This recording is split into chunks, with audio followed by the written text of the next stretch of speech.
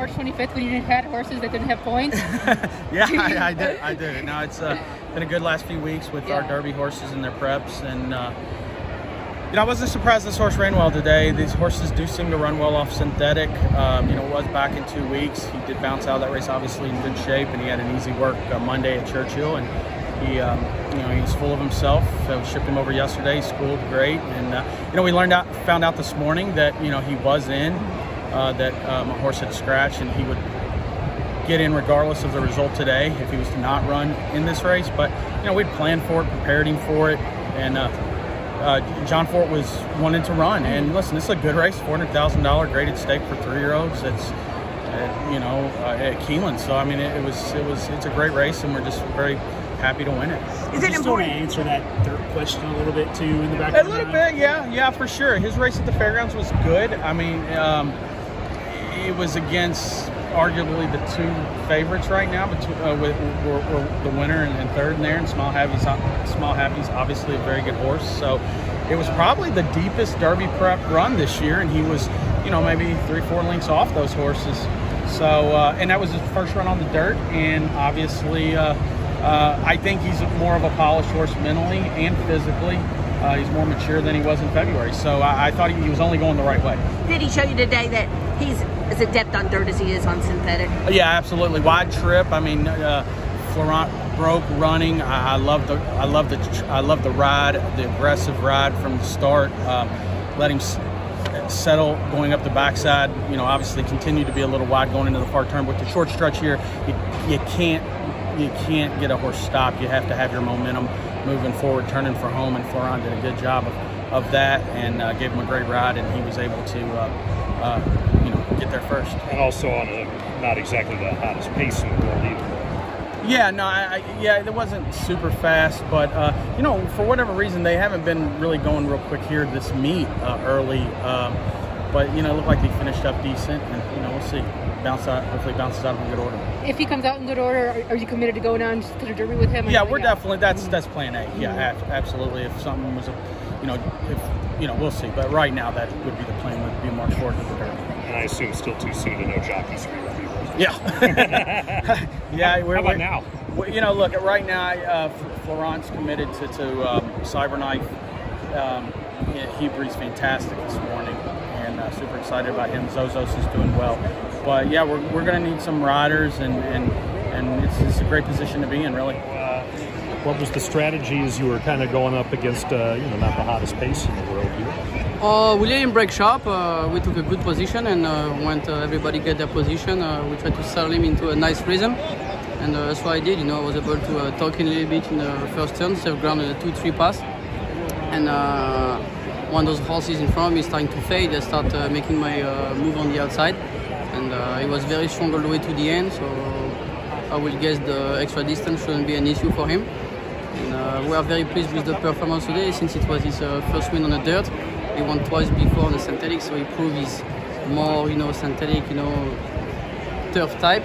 But I thought he deserved a shot. He ran a great race actually in the Risen Star in February, and actually he finished 5th that day, got beat 6-7 lengths. But right away I thought, Brad, that was a sneaky good race. I really thought he finished with a lot of energy, and I'm glad Brad kept that in mind, and they kept on trying and give him another try on the dirt, especially before the Derby. And my opinion, I think he's a horse who deserves a chance to start in the Kentucky Derby for this year. So you never thought he was just a synthetic horse? No, I was not. Honestly, when you run a good race in the Risen Star and see how the race came back, the past few weeks, and all the horses who run in there all ran some crazy good races, I was very hopeful coming into this race with this horse.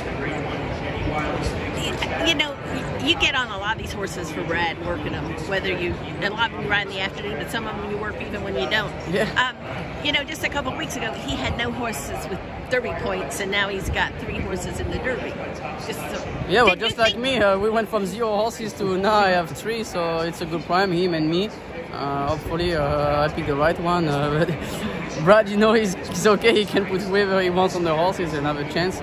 But that's the thing I like to do, especially working with Brad through the years. It's really working on those young horses, see how they develop. And in my opinion, I think it's a big advantage to know those horses like this guy for weeks or months. So when I ride those horses, even for the first time, I've probably been on them, maybe a dozen of times in the morning. Or I breeze them or I breeze against them. So I know those horses all very well. And it's a team effort. It's not only me or Brad. It's also all the crew, assistant trainer, exercise rider, everybody in the barn who does doing a great job, and that's why I like doing it, with Brad, and I'm just gonna keep on doing it for as long as I can. He said you're committed to Cyberknife.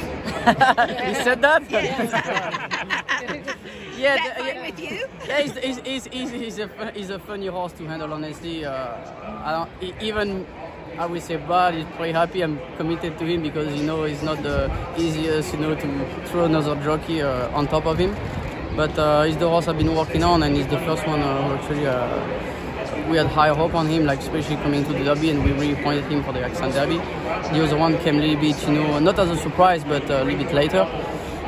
Zozos is a nice horse too. This guy is a really good horse, so I will say Brad is in a great spot, and I'm in a good spot too, very happy. And did you work Cyberknife this morning? I did not. I walked into the tent before. And, I walked Zozos yesterday. Well, and? It was great. Those 2 horses coming great, and this guy ran today great. Like I said, I think Brad and his owners are definitely in a good spot.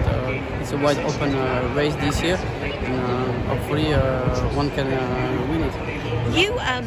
Again, you've been working on these horses all along. Did you just feel that there were horses here in the barn? Maybe they didn't have any points a few weeks ago, but did you feel like the barn was going to have horses in the Derby?